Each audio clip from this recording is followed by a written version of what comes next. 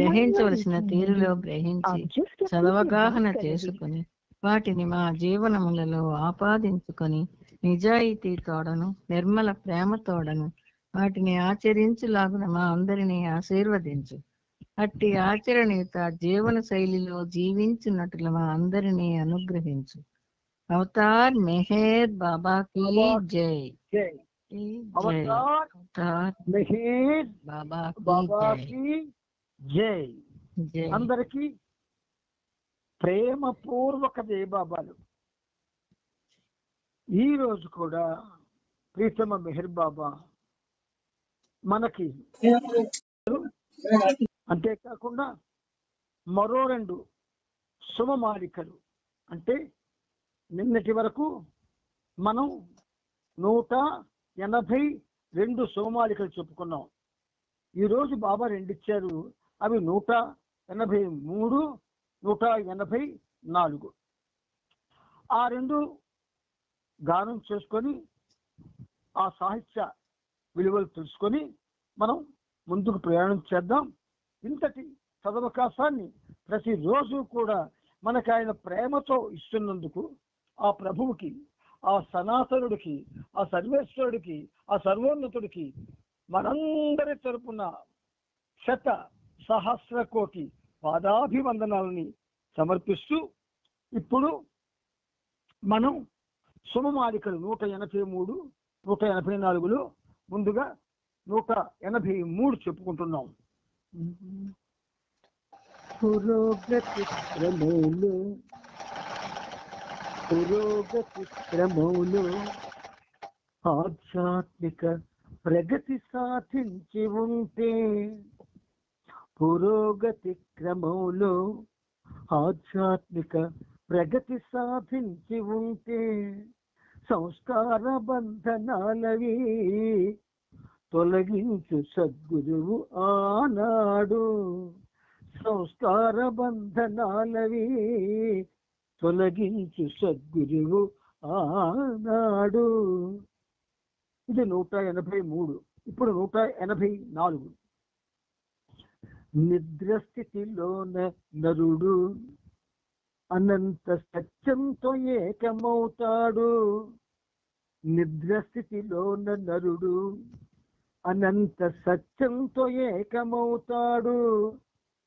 అప్పుడు చైతన్యము పైన అచైతన్యము ఆవరిస్తుంది పూర్తిగాను. అప్పుడు చైతన్యము పైన అచైతన్యము ఆవరిస్తుంది పూర్తిగాను. చాలా నిగూఢమైన విషయాల్ని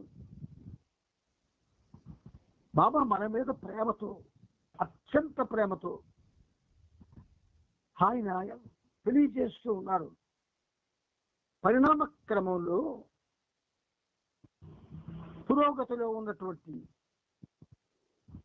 ఆత్మలు, నంబర్ చెప్పలేదైనా, పురోగతిలో ఒకవేళ ఆ క్రమంలో ప్రగతి సాధించి ఉంటే ఆధ్యాత్మికంగా, పురోగతి క్రమంలో ఆధ్యాత్మిక ప్రగతి అంటే ఏవైతే సాధకునిలో ఉండకూడదు అని ఆయన నిర్దేశించారో ప్రవచనాలు, అది వాక్యాతం ఉపసంచి పురోగతిని సాధించుకునే అవకాశం వచ్చి ఆ విధంగా పురోగతి సాధించి ఉంటే సంస్కార బంధనాలు అవి అప్పుడు సద్గురు తొలగిస్తాడు. పురోగతి క్రమంలోకి రావాలి, ఆధ్యాత్మిక ప్రగతి సాధించి ఉండాలి. ఆధ్యాత్మిక ప్రగతి సాధించడం అంటే మనలో ఉండకూడనివన్నీ, అంటే ఆధ్యాత్మిక ప్రగతికి అవరోధమయ్యేవన్నీ కూడాను తొలగిపోవాలి. అప్పుడు సంస్కార బంధనాలు సద్గురువు తొలగించడానికి ఉద్యుక్తుడవుతాడు. ఇక 184లో మనం మానవులం నిద్రపోతూ ఉన్నప్పుడు గాఢ నిద్రావస్థ, దాన్ని గాఢ సుషుప్తావస్థ అని కూడా అంటారు. ఆ గాఢ సుషుప్తావస్థలో అనంతమంతా నిండి ఉన్నటువంటి సత్యం ఏదైతే ఉందో, అంటే సత్యము అనగా దివ్యత్వము అని అనుకోవచ్చు. ఏ దివ్యత్వం అయితే ఆవరించి ఉన్నదో ఏకమై సత్యంతో, దాంతో ఆ గాఢ సుషుప్తావస్థలో వీడు ఏకమవుతాడు. క్షణకాలం ఏకమయ్యాడు అనుకోండి, ఆ క్షణకాలంలో ఏ విధమైనటువంటి డిస్టర్బెన్స్ కలగకుండా మరి కొద్దిసేపు ఉన్నాడు అనుకోండి, అప్పుడు అమ్మ నాయన వీడు ఇంకా అనుభవించవలసింది చాలా ఉంది, వీడు అనంత సత్యంతో ఏకమైపోతున్నాడు అని అచైతన్యం వేస్తేస్తుంది. చైతన్యం మీద పొరలాగా అది ఆవరిస్తుంది. మళ్ళీ అంటే ఎక్కడికక్కడ చెక్స్ అంటే మన యొక్క ఆధ్యాత్మిక పురోభివృద్ధికి కావలసిన అర్హతలు సాధకుల్లో ఉంటేనే పురోగతి క్రమంలో ముందుకు వెళ్ళే అవకాశం వస్తుంది. లేకపోతే అంతకుముందు ఏ గతిలో అయితే ఉన్నాడో ఆ గతిలోకి చాలా సాధారణంగా ఆ జీవికి తిరిగి వచ్చేటటువంటి అవకాశం వస్తుంది అని బాబా మనకి ఈ 183, 184 ఈ రెండు నాతో ఆడుతుంటాడు. ఆయన గొప్ప గమ్మత్తుగా ఆడతాడు. కొంచెం టెన్షన్ క్రియేట్ చేస్తే కదా, టెన్షన్ క్రియేట్ చేస్తే ఈ టెన్షన్ దానంతటదే పెరిగిపోతుంది. అందుచేత బాబా ఏం చేస్తున్నాడంటే మనకి కొంచెం టెన్షన్లో పెడతాడు.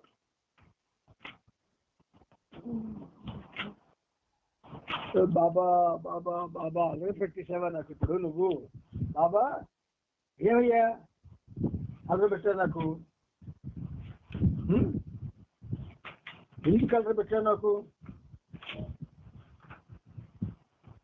అవతార్ మెహర్ బాబా की जय, అవతార్ మెహర్ బాబా की जय, అవతార్ మెహర్ బాబా की जय, అవతార్ మెహర్ బాబా की जय, అవతార్ మెహర్ బాబా की जय, అవతార్ మెహర్ బాబా की जय, అవతార్ మెహర్ బాబా की जय, అవతార్ మెహర్ బాబా की जय, అవతార్ మెహర్ బాబా की जय, అవతార్ మెహర్ బాబా की जय. పెట్టాడు, అల్లరి పెట్టాడు, నాకు అల్లరి పెట్టాడు. ఆయన పెడతాడు పెడతాడు పెడతాడు పెడతాడు పెడతాడు పెడతాడు. జై బాబా, జై బాబా. లైన్లో ఉండండి, ఎవరు కూడా గాబరా వద్దు. నాకు కొంచెం చిన్న చికాకు వచ్చింది. ఒక్క నిమిషం. ఏ చాప్టర్ చెప్పుకున్నాం? స్త్రీ పురుష జన్మల ఆవశ్యకత, దాని గురించి ప్రస్తావన చేస్తున్నాం. ఆ చాప్టర్ తర్వాత ఇప్పుడు మనం పునర్జన్మ కర్మ 4వ భాగంలో ఆత్మ రూపధారిగా జన్మించుటకు కావలసిన నిర్దిష్ట పరిస్థితులు. పరిణామ క్రమంలో ఆత్మే వివిధ పరిస్థితుల్లో అది అనుభవాలను సంతరించుకుంటూ ఉంటుంది. ఇప్పుడు ఈ చాప్టర్లో ద్వంద్వానుక్రమంలో లింగభేదం ఒక నిర్దిష్ట రూపం. టెక్స్చువల్ లాంగ్వేజ్లో మనకి ఆ క్రమంలో చెప్పకపోతే దాని స్టేటస్ పడిపోతుంది. అందుకని ద్వంద్వానుక్రమంలో ద్వంద్వభూయిష్టమైనటువంటి ఏ క్రమం అయితే సృష్టిలో సాగుతూ ఉన్నదో ఆ క్రమంలో లింగభేదం అంటే స్త్రీ పురుష లింగభేదం ఒక నిర్దిష్ట రూపం అని మనకి బాబా ఈ ప్రవచనాల్లో 352వ పేజీ మనం చెప్పుకున్నాం. ఇప్పుడు కొంచెం శ్రద్ధగా వినండి. అంటే బాబా చెప్పిన ఏ విషయాలు కూడా మనకి వెంటనే అర్థం కావు. ఒకవేళ అర్థమైపోయావనే భ్రమపడ్డామంటే మాత్రం మనంత అవివేకులు కానీ అమాయకులు కానీ ఇంకెవరుండరు. అర్థమైపోయినట్టు అనిపిస్తుంది కానీ అర్థం కాదు. కానీ అర్థం చేసుకోవడానికి మనందరం ప్రయత్నం చేద్దాం.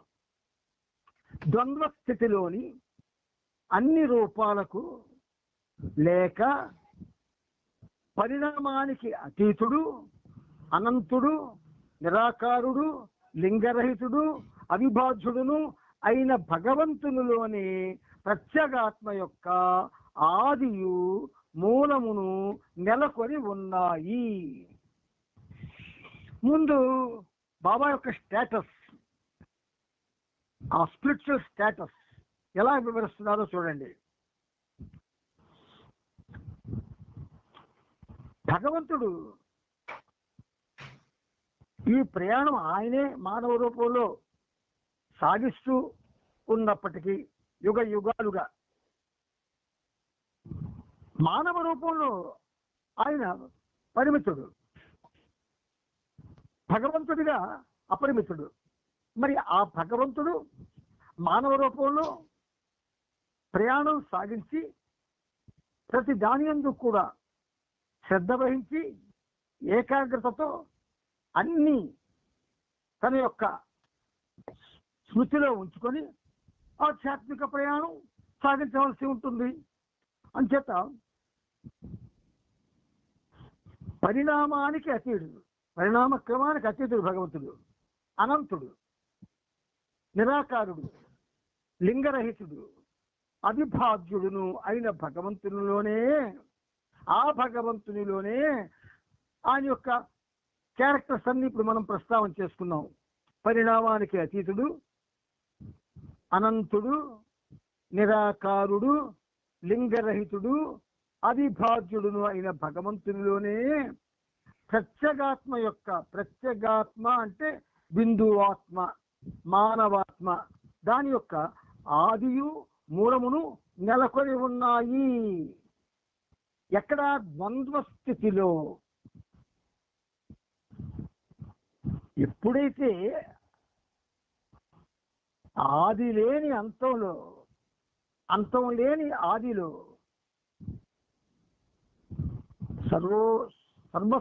సర్వసామాన్య స్థితి, సర్వోన్నత స్థితి అంటే ఒకటి అనంత చైతన్యము, మరి ఒకటి అనంత అచైతన్యము. ఈ రెండు చోటు చేసుకున్నాయో అంచేత ఆ చోటు చేసుకున్నటువంటి ఆ స్థితిలో ఉన్నటువంటి ఆ భగవంతుడు తన నుండి విడువడిన బిందు ఆత్మ, ఆ బిందు ఆత్మ యొక్క ఆది మూలం కూడా అందులోనే ఉన్నాయి. అంటే అనంత శూన్యం నుంచి అనంత సర్వం, ఆ అనంత సర్వంలో, ఆ అనంత శూన్యంలో పరిపూర్ణమైన ద్వంద్వభూయిష్టమైనటువంటి ఈ ప్రపంచం ఉత్పన్నమై అనంతుడు అవిభాజ్యుడు అయినటువంటి ఆ భగవంతునిలోనే ఈ బిందు ఆత్మ, భగవంతునిలోనే ఈ బిందు ఆత్మ ఆది మూలం కూడా నెలకొల్పబడిపోయేవి. అంటే ప్రయాణం ఆల్రెడీ ఫిక్స్డ్. ఎక్కడ? In the overall state of almighty. అందుచేత లింగ భేదాన్ని అనుసరించి ఉన్న స్పష్టత, ఆకర్షణతో కూడుకున్న నిర్దిష్ట ద్వంద్వస్థితి పరిణామక్రమం యొక్క ఉత్తర దశలో మాత్రమే ద్యోతకమైనప్పటికీ ప్రత్యేగాత్మ ప్రారంభమైనప్పటి నుండే ద్వంద్వస్థితి పరిణామక్రమం మొదలవుతాయి. ప్రత్యేగాత్మ అంటే బిందువాత్మ లేదా మానవాత్మ. మీరు అలాగా అవగాహన చేసుకోవాలి. ప్రత్యేగాత్మ అంటే ఇంకేదో అనుకోగలరు. కాబట్టి అంటే మీకు ఏం చేస్తున్నారు బాబా, మళ్ళీ మనకి ఒక్కసారి వెనక్కి తీసుకెళ్ళేది గాడ్ స్పీక్స్ లో తీసుకువెళ్ళి ఏమంటున్నారు, పరిణామ క్రమం ఎక్కడ ఎప్పుడు ఎలాగ మొదలైంది అన్నది మరొకసారి జ్ఞాపకం చేస్తున్నారు. ఇక్కడ భగవంతునిలోనే ప్రత్యేగాత్మ యొక్క ఆది మూలం నెలకొని లింగ భేదాన్ని అనుసరించి, లింగ భేదం అంటే స్త్రీ పురుషులు లేదు, ఈ రెండు కాకుండా ఒక విధంగా చెప్పాలంటే మూడవ స్థితి, దానికి లింగం అనేది ఉండదు. అంచేత లింగ భేదాన్ని అనుసరించి ఉన్న స్పష్టత, తర్వాత ఆకర్షణతో కూడుకున్న నిర్దిష్ట ద్వంద్వస్థితి. ద్వంద్వభూయిష్టమైన ప్రపంచంలో ఉన్నదంతా మాయే. ఆ మాయ మళ్ళీ ద్వంద్వంలో అది కూడా రెండు పరిస్థితులు అనుభవిస్తుంది. మొదటి పరిస్థితి ఏమిటి, పూర్తిగా మాయా పరిస్థితి. మరొకటి సగం మాయ సగం తెలివి. అంటే మంచం మీద పడుకున్న మనిషి గాఢ నిద్రలో లేడు, పిలిస్తే పలుకుతున్నాడు, అది గట్టిగా పిలిస్తే పలుకుతున్నాడు, లేకపోతే పడుకునే ఉంటున్నాడు. అలాంటి నిద్ర అన్నమాట. అంచేత ద్వంద్వస్థితి పరిణామం క్రమం యొక్క ఉత్తర దశలో మాత్రమే ద్యోతకమైనప్పటికీ ఈ ఉత్తర దశ అన్న ఆ పదం ఎందుకు వాడబడిందంటే, అసలు అనంత అవిభాజ్య శూన్య స్థితిలో దశలు ఎక్కడున్నాయి, దిశలు ఎక్కడున్నాయి? ఉన్నదంతా భగవంతుడే కదా. ద్వంద్వం ఎక్కడుంది, మాయ ఎక్కడుంది? ఇవన్నీ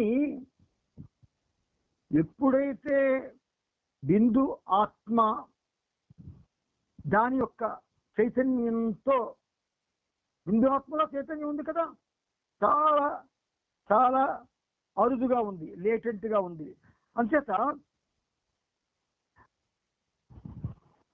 ప్రత్యేగాత్మ ప్రారంభమైనప్పటి నుండే ద్వంద్వస్థితి పరిణామ క్రమం మొదలైపోయేవి.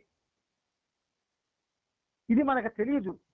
To be frank and fair with all of you, మనకు తెలియంది ఇది. కానీ సబ్జెక్టు అటు గాడ్ స్పీక్స్ లోను, ఇటు అనేకమైన సందర్భాల్లోనూ ప్రవచనాల్లోనూ ఆయన నొక్కి వక్కాడిస్తూ మన యొక్క హృదయాల్ని దోచుకొని, మన మేధస్సును దోచుకొని ఆయనకి బోధించేటట్టుగా మనకు బోధించాడు. కాబట్టి కొంచెం అవగాహన రావడానికి మనకి అవకాశం వచ్చింది.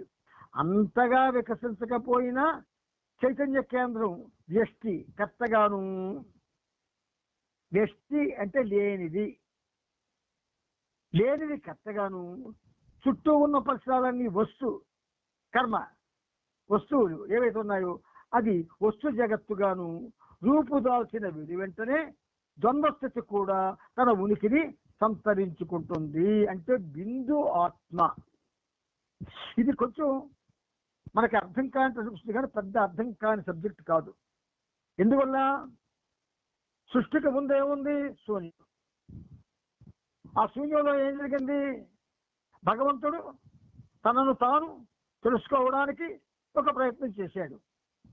ఆ ప్రయత్నంలో తానే బిందు ఆత్మగా అనుభూతి చెందాడు. ఆ బిందు ఆత్మ మళ్ళీ సత్యాత్మ అయిపోవాలా?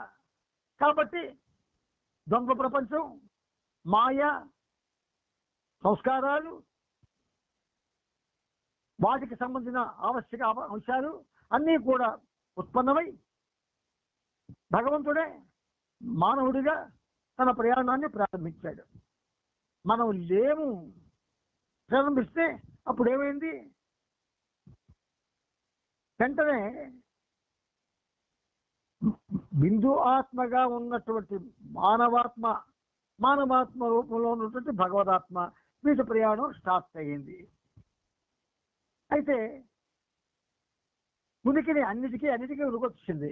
కానీ లింగభేదం అన్నది అలా కాకుండా రూపభేదాన్ని పరిగణించే అంతర్గత లక్షణంతో కూడి ఉండి ఒక నిర్దిష్ట రూపంలో వ్యక్తమయ్యే శారీరక ఆకర్షణ మరియు వివిధ రూపాలతో మనసుకు ఏర్పడినట్టు ఒక ప్రత్యేకమైన అనుబంధం, అంతేగాక అది నిర్దిష్ట రీతిలో వ్యక్తమయ్యే ప్రాణశక్తుల వ్యక్తీకరణ కూడా.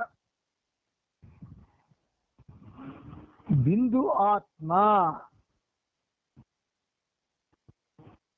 సముద్రంలో ఒక చిన్న నీటి బొట్టు, మహాసముద్రంలో అనంత శాశ్వత అస్తిత్వము అంటాం దాన్ని.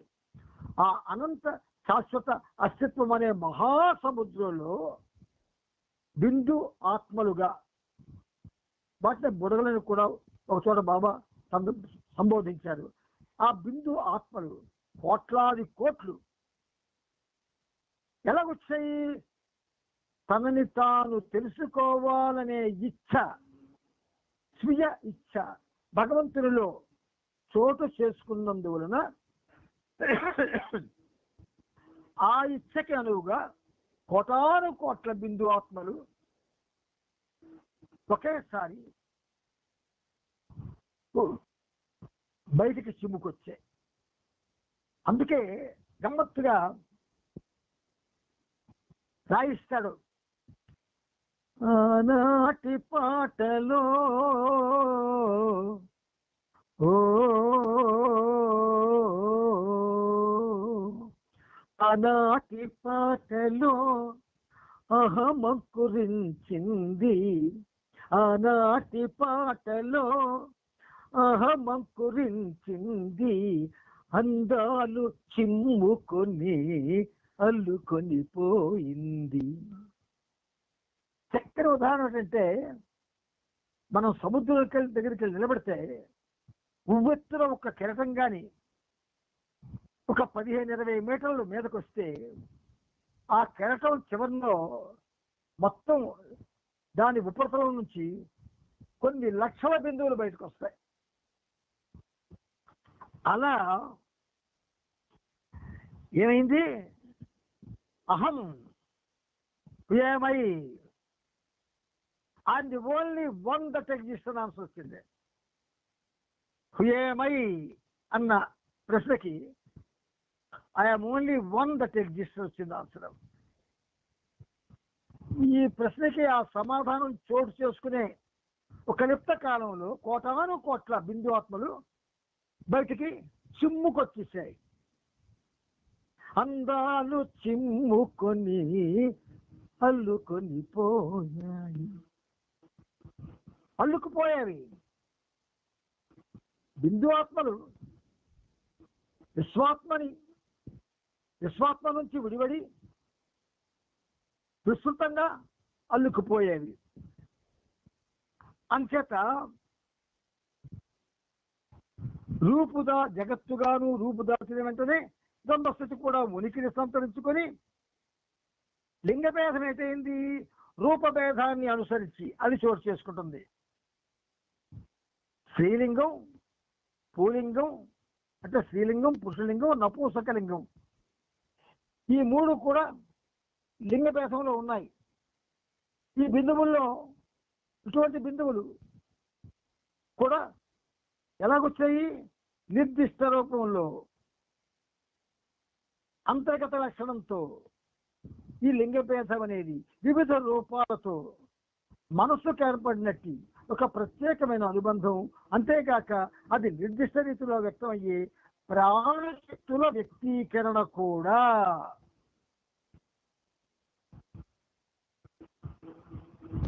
బిందు ఆత్మ, అందులో పదార్థము శక్తి రెండు ఉన్నాయి. పదార్థం అంటే వ్యక్తమైంది, శక్తి అంటే ఆ వ్యక్తమైన దానికి దాని ఉనికికి కావలసినటువంటి దాని అవయవ పొందుకి కావలసినటువంటి దానికి ఎంత శక్తి అయితే అవసరం అంత అవసరం. అందుచేత మనకి గాడ్ స్పీక్స్ అనేది చాలా ప్రామాణికమైన, ఉత్కృష్టమైన, ఉన్నత గ్రంథం. అందుచేత మనం ఇలా వచ్చాము అనే అవగాహన ఎవరికొచ్చినా మనలో స్త్రీ పురుష భేదాలు కానీ, గొప్ప తక్కువ అన్న భేదాలు కానీ, మనకి అసలు సహజమైనటువంటి బలహీనతకు సంబంధించిన అరిషడ్ వర్గాలకు సంబంధించిన ఏ దేశాలు కూడా ఉండవు, అంతరించిపోతాయి. అది రావడం లేదు. అందుచేతనే ప్రవచనాల్ని ఒక విధంగా ప్రబోధాలు కాకుండా, నిర్దిష్టమైన సందేశాలుగా కాకుండా మనం స్వీకరించి అవగాహన చేసుకొని అనుభవించి మనం ఆ అనుభూతిని పొందడానికి అద్భుతంగా ఈ ప్రవచనాలని బాబా మనకి అందివ్వడం జరిగింది. ఈ ప్రవచనాల్లో మనమేమిటో, మన పరిస్థితి ఏమిటో, మనం ఉన్నామా లేవా అన్న విషయం, ఉన్నది ఎవరో, ఉన్నవాడు ఎలా ఉన్నాడు, ఏ విధంగా ఉన్నాడు, ఎన్ని రకాలుగా రూపాంతరాలు చెందుతాడు, ఎన్ని రకమైన అనుభూతులు చెందుతాడు, ఏ లింగ స్త్రీ పురుష భేదాల్లో ఎలాంటి అనుభవాలు పొందుతాడు, ఆ పొందినప్పుడు అహంకారం, అరిషడ్ వర్గం ఇవి ఎలా వాడిని నానా చిత్రవత చేస్తాయో, అలాగే సంస్కారాలు ఏ విధంగా కోరికల రూపంలో చిత్రవత చేస్తాయో, మనసు ఏ విధంగా ఇబ్బంది పెడతాదో, అందువల్ల వీడు ఎలాగ ఎన్ని జన్మలు ఎత్తవలసి వస్తుందో అన్నది నిర్ణయం అయిపోయింది. అందుకు బాబా అత్యంత శ్రద్ధ తీసుకొని ఆ పరాత్పర పరబ్రహ్మ స్థితిలో ఉన్నవాడు ఆ స్థితిని విడిచిపెట్టి మన అందరి కోసం ఒక సామాన్య మానవుడై అవతరించి మౌనంలో తన యొక్క ఆధ్యాత్మిక విశిష్టత వ్యక్తం చేసి, తన ఔన్నత్యాన్ని వ్యక్తం చేసి, మానవాత్మలు ఎన్నైతే ఉన్నాయో కోటాను కోట్ల మానవాత్మల్ని మళ్ళీ దివ్య ఆత్మలుగా మలుసుకోవాలి, అంటే తనని తాను తెలుసుకోవాలన్న విషయం కోసం ఇంత పెద్ద పిక్చర్, విశ్వ యూనివర్సల్ పిక్చర్ ఇది. ఈ యూనివర్సల్ పిక్చర్ని తయారు చేసుకున్నాడు ఆయన. అంచేత సోదరులారా, మనం చాలా అదృష్టవంతులు. బాబా మనకి అవకాశం అనే కాకుండా మనం దాన్ని తెలుసుకోవడానికి కావలసినటువంటి పరిస్థితిని కూడా మనకి బాబా కల్పించారు.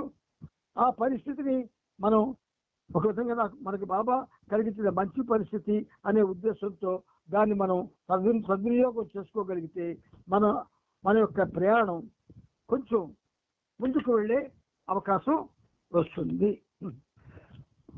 అవతార్ మెహర్ బాబాకి జై. ఇప్పుడు మనం ఈ ప్రవచనాల్లో అంటే ఏదైతే మనం ఇప్పుడు చెప్పుకున్నామో ఇది మనం నూతనంగా స్టార్ట్ చేసాం. అయితే అంటే ముందుది మనం పూర్తి చేసుకున్నాం. ఒకటి మనం అంటే మరొకటి చెప్పుకోవాల్సింది మనం ఆల్రెడీ ఒకటి చెప్పుకుంటున్నాము. దానికి ఇప్పుడు టైం లేదు కనుక రేపు చెప్పుకుందాం.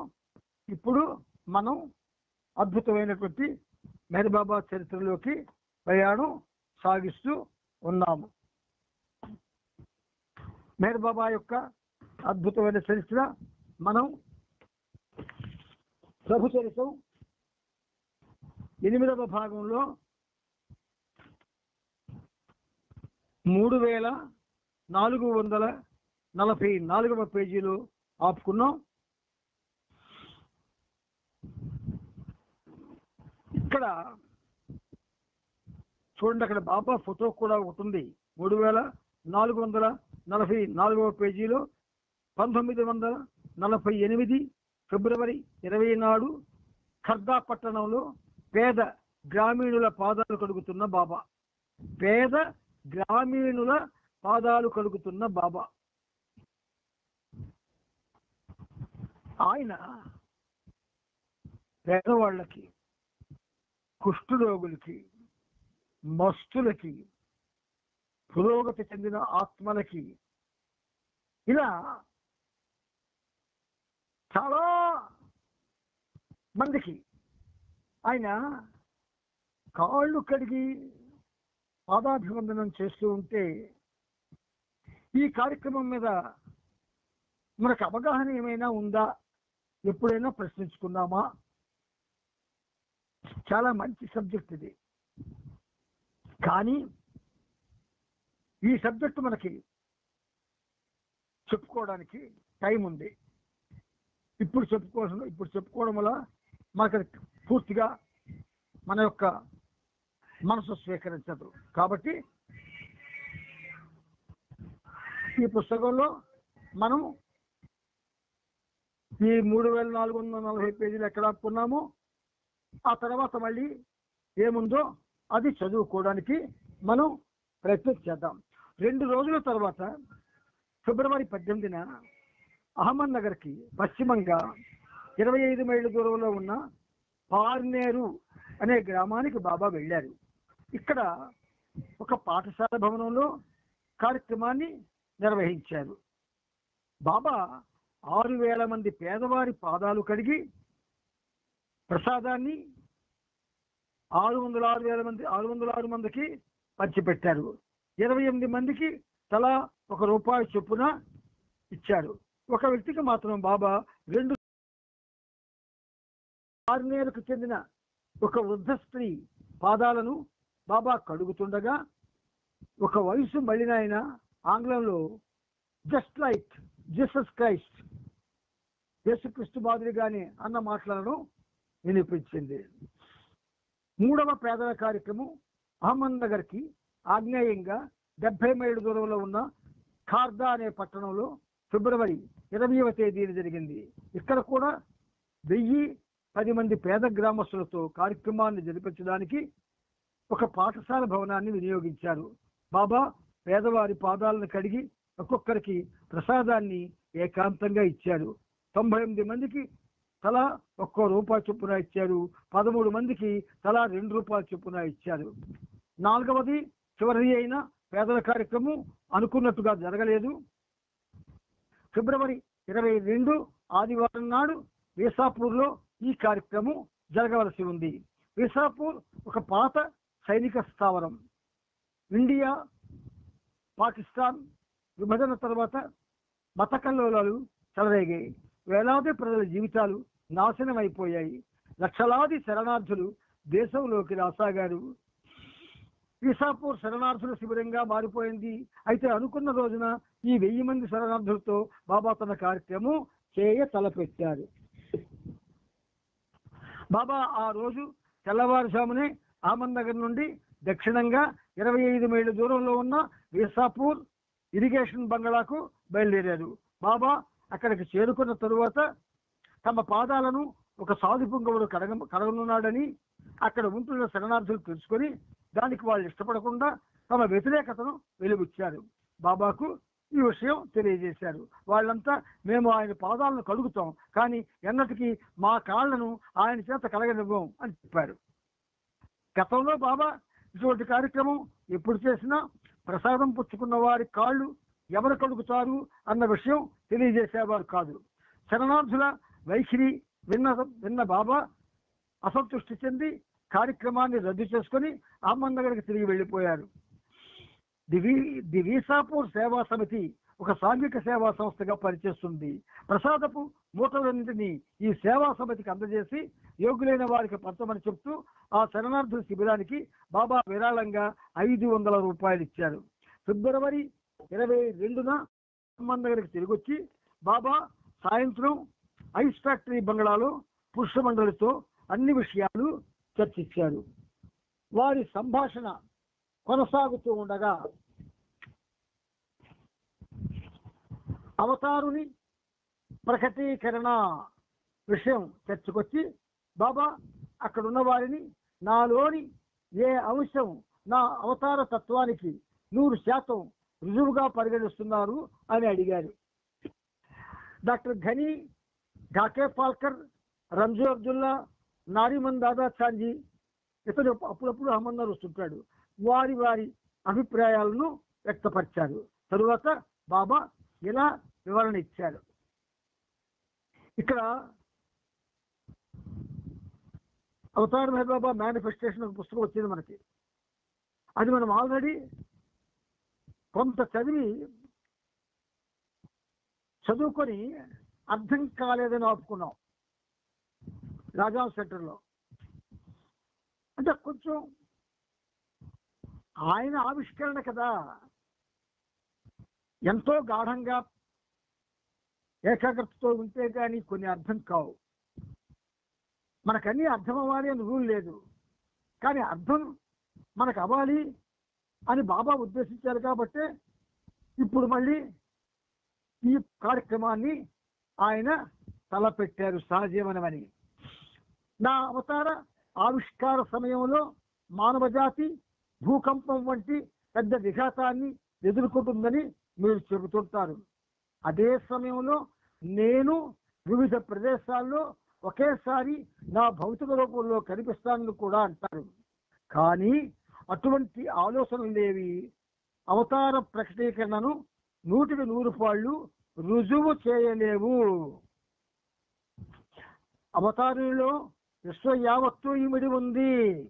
అండర్లైన్ చేసుకోండి మైండ్స్ లో. అవతారునిలో విశ్వం యావత్తు ఇమిడి ఉన్నది అని అన్నప్పుడు నేనున్నానా హైదరాబాద్ ఉందా అని ఆలోచించకుండా మొత్తం విశ్వం ఆయనలో ఇమిడి ఉన్నది అని మనం విశ్వసించవలసిందే. ప్రపంచంలోని జీవులంతా అతని వివిధ అంగముల వంటి వారు. మనిషి శరీరంలో ఎక్కడైనా తేలు కుడితే మెదడు వెంటనే దాన్ని గ్రహిస్తుంది, మొత్తం శరీరం ఆ బాధను అనుభవిస్తుంది. అదేవిధంగా అవతారుడు ఇక్కడ అవతారుడు కుట్టినప్పుడు అని పడింది.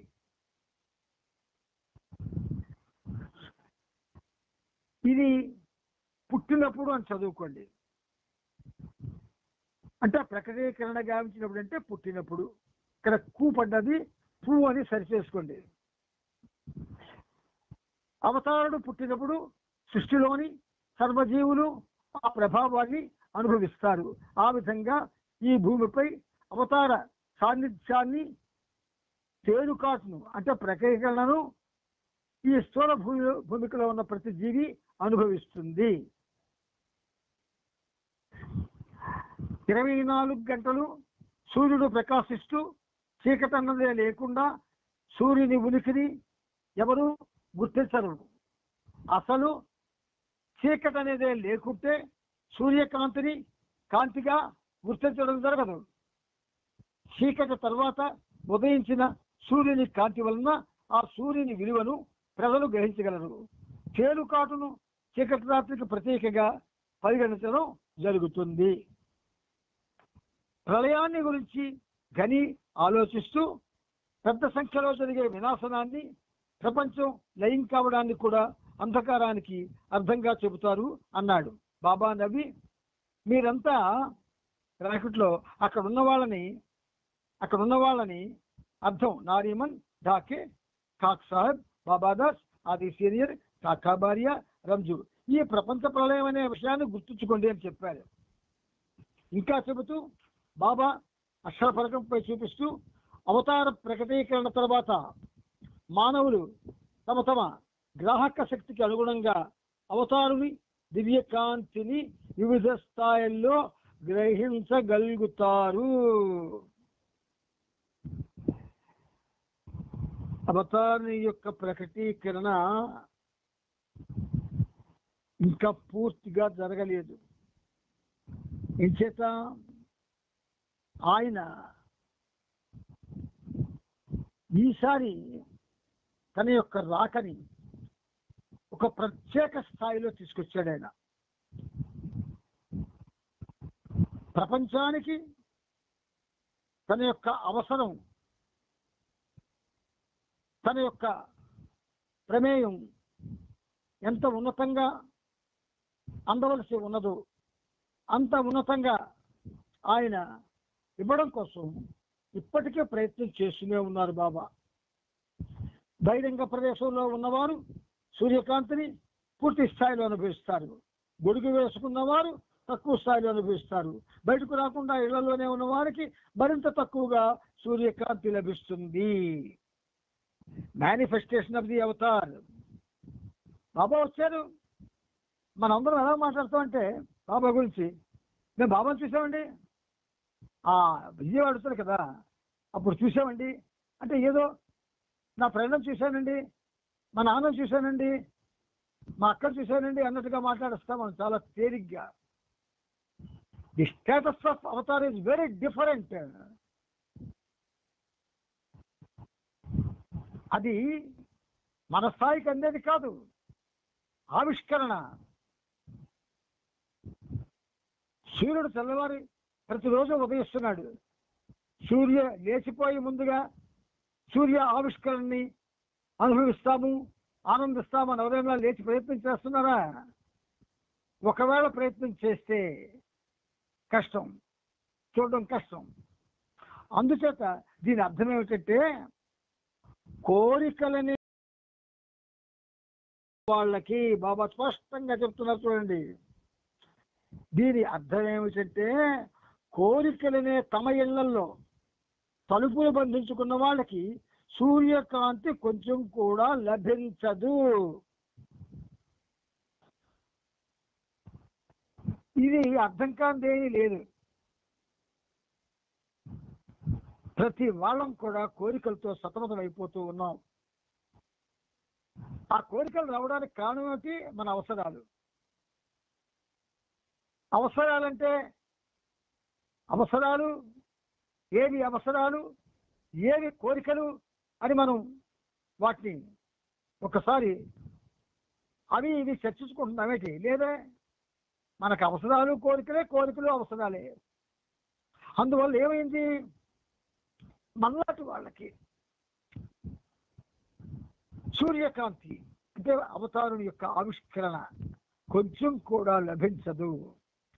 బయటికి వచ్చిన కొంతమంది అనగా తమ తలపైన గొడుగు వేసుకొని భగవంతుడి కోసం తమ ఎద తలుపులు తెరవడానికి నిరాకరించిన వారికి తక్కువ స్థాయిలో కాంతి లభిస్తుంది.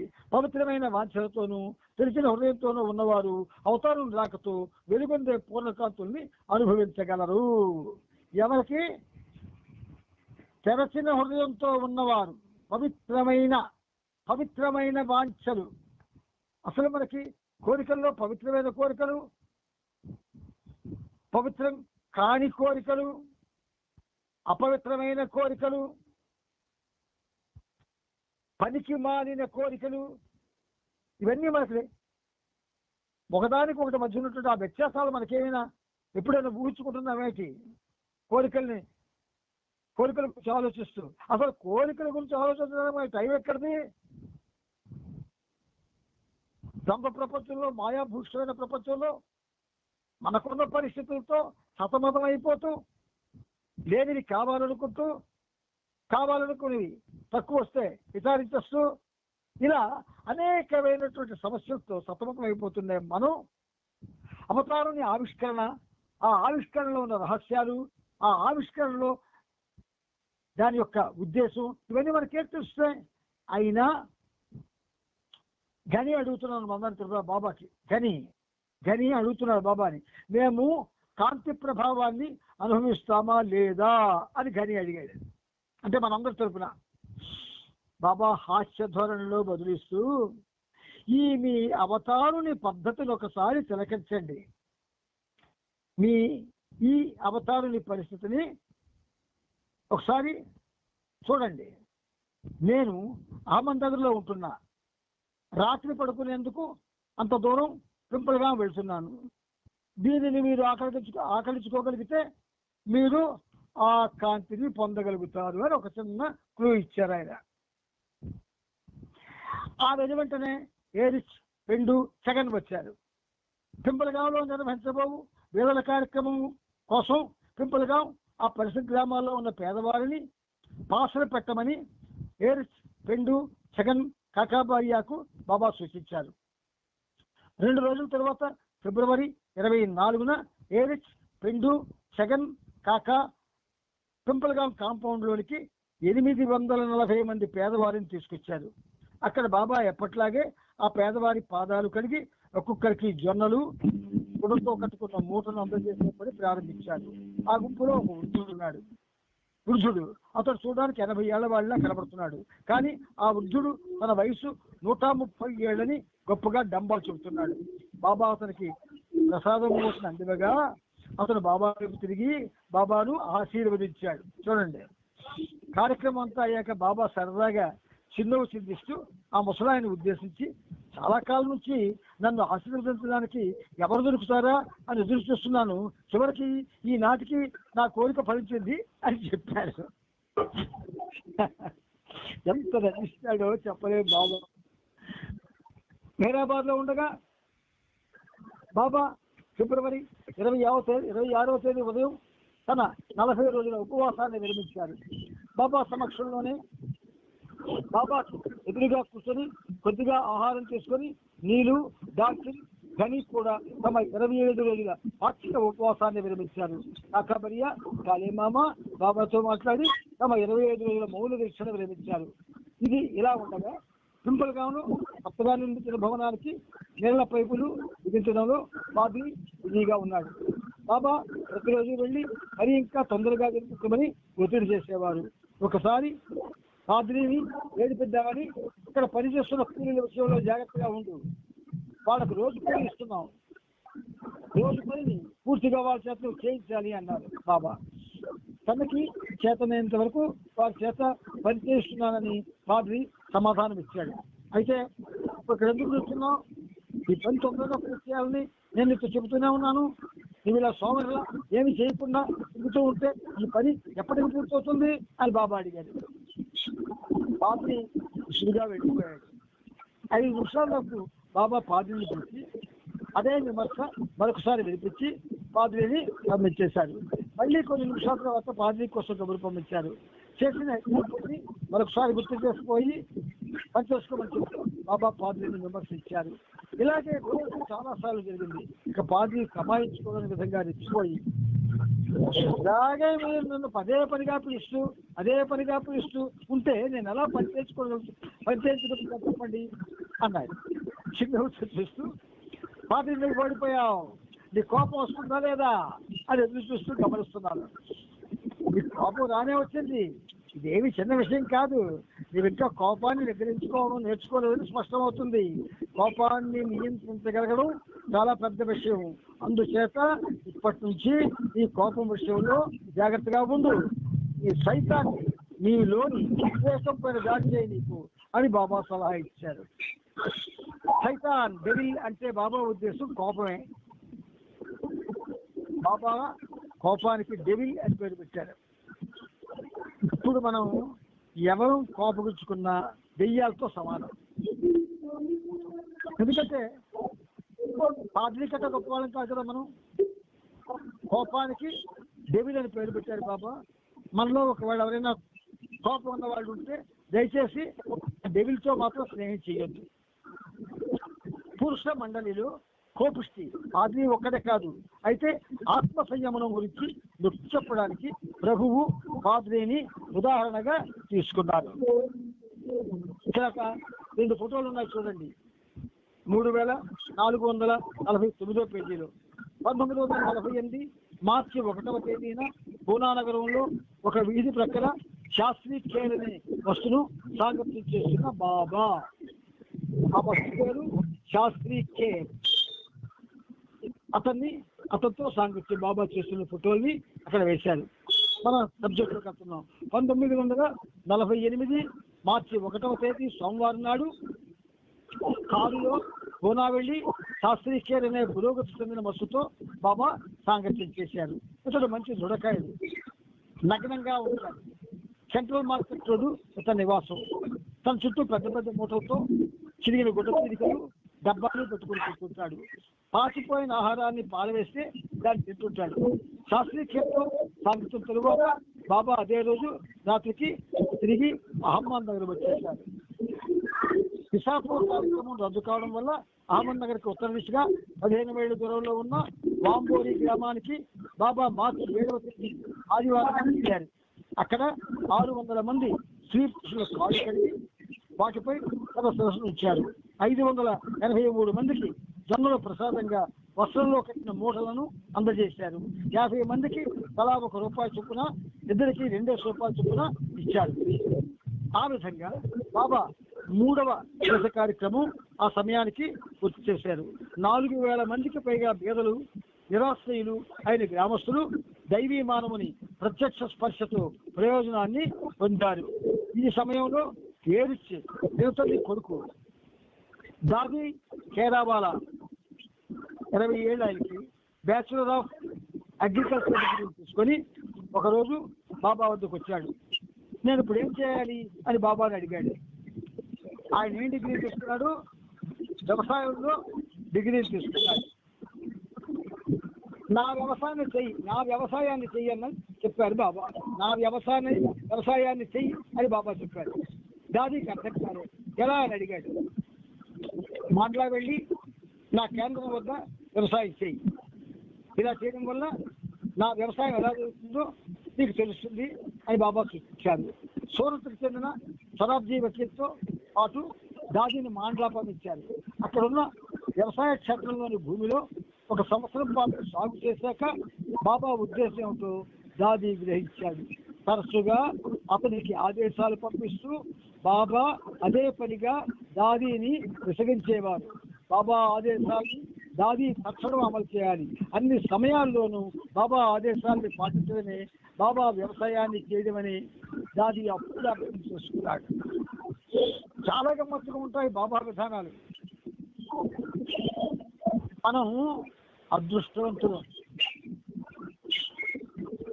ఇప్పుడు బాబా ఉంటే మనం ఎప్పుడో బాబాని విడిచిపెట్టుకునేవాళ్ళం. సూర్యేకర్ని గాడేకర్ మార్చి బాబా సముద్రంతో బాబా దర్శనానికి మెహరాబాద్ తీసుకొచ్చాడు. నాసిక్ రోజు నుండి సూర్యేకర్ బాబా పరిధిలో ఉన్నాడు. అప్పట్లో నీరు ఖరాస్తో పాటు బాబాను తరచుగా దర్శించుకునేవాడు. ఈరోజు వారితో పాటు పూనాకు చెందిన మరో 3 కొత్త వ్యక్తులు. చూడండి, డిస్టర్బెన్స్ ఏదో వస్తుంది, ఎక్కువ లేదు. వాళ్ళు గాడేకర్ ద్వారా బాబాను పిలుచుకున్నారు. వారు ఈరోజు బాబాను మొదటిసారిగా కలుసుకుంటున్నారు. వాళ్ళ పేర్లు లక్ష్మణ్ రాంబాహు కాండ్లే 29 సంవత్సరాలు, బాపు సాహెబ్ రియాజీ షిండే, వికాజీ ఏకనాథ్ ధవళే. మీకు ఎంతమంది పిల్లలు అని బాబా ఒక్కొక్కరిని అడిగారు. కాంబ్లే తప్ప అంతా సమాధానం ఇచ్చాడు.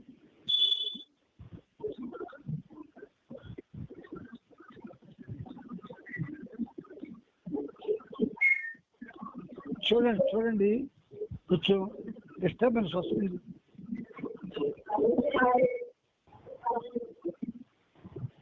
అంటే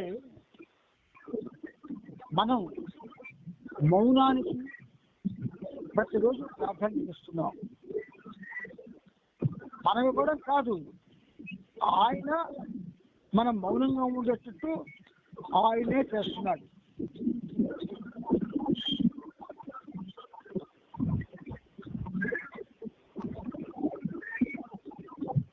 సరే, అయిపోతుంది.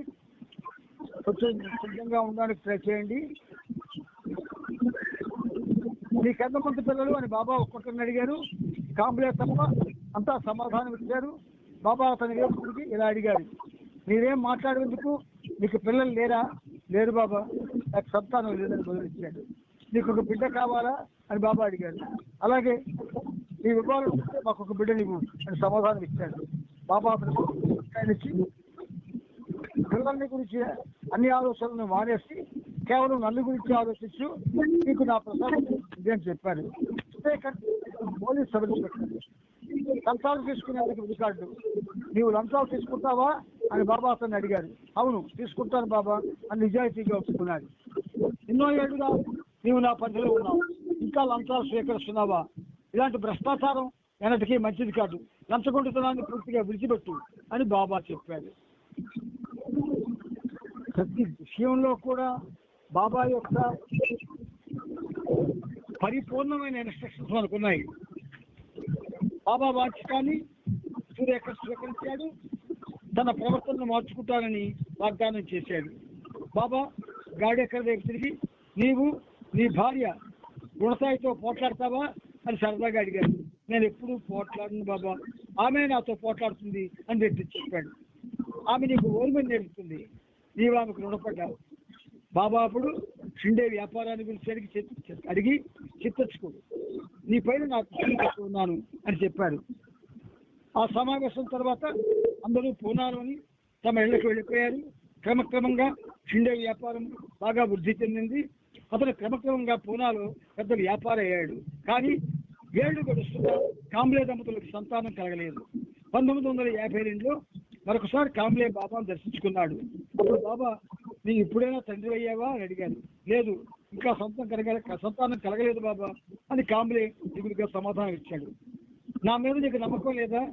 నీకు బిడ్డ కలుగుతుంది, ఓపిక పట్టు అని చెప్పి బాబా గులాబీ రేకును కాంబ్లేకి తినమని 2 ఏళ్ళు కట్టాయి. కాంబ్లే మరొకసారి 54లో బాబాను పండరీపురంలో కలుసుకున్నాడు. ఇదే విషయం ప్రస్తావనకు వచ్చింది. స్థానం వహించి వ్యక్తిగత తొందర పుడతావు అని బాబా కాంబ్లేని మందలిచ్చారు. ఈ సమావేశం ముగిసిన కొద్ది కాలంలోనే కాంబ్లే భార్య లీలావతి ఒక మగబిడ్డకు జన్మనిచ్చింది. సరే, how A master works, master యొక్క విధానాలు తెలుసుకోవడం చాలా ముఖ్యం. ఈ చరిత్ర మనకు అదే చెప్తుంది. మన మాస్టర్, మన ప్రభు, మన సర్వం, ఆయన విధానాన్ని, ఆయన యొక్క యాక్టివ్ పార్ట్ అగెన్స్ట్ లవర్స్, ఇవన్నీ మనం తెలుసుకుంటున్నాం. పేరు పెట్టారు. ఆ విధంగా 1948లో బాబా పేదవారికి ప్రసాదం పంచిపెట్టాక కాంబ్లే కూడా బాబా ప్రసాదాన్ని అందుకున్నాడు. అయితే ఆ ప్రసాదం అతనికి 6 ఏళ్ల తర్వాత దక్కింది.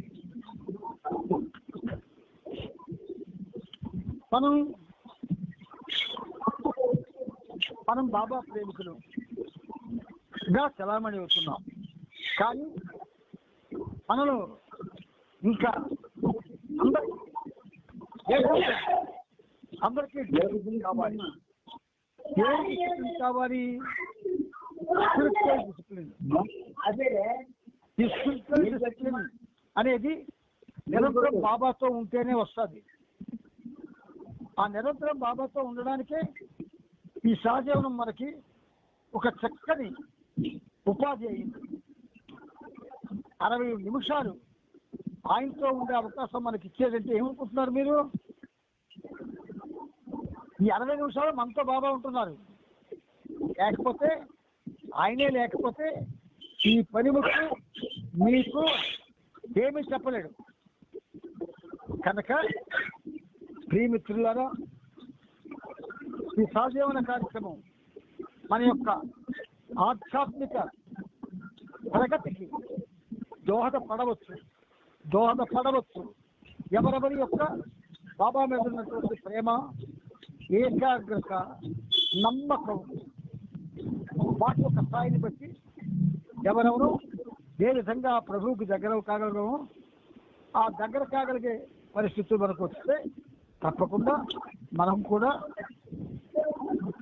ఒక విధంగా ఈ ప్రేమ ప్రపంచంలో బాబా యొక్క ప్రేమ మనల్ని నడిపిస్తూ ఉంటుంది. ఆ ప్రేమలో మనం మన యొక్క ఆధ్యాత్మిక ప్రగతిని కూడా పొందగలిగే అవకాశం బాబా ఇవ్వడం కోసమే ఈ సహజీవనం అనే కార్యక్రమం బాబా ప్రారంభించారు. మీ అందరూ కూడా గ్రహించి ఆ విధంగా బాబా ప్రేమకు పాత్రలు కమ్మని మిమ్మల్ని బాబాయే ఈ పనిముట్టు ద్వారా కోరుకుంటున్నారు. అవతార్ బాబాకి జై. అవతార్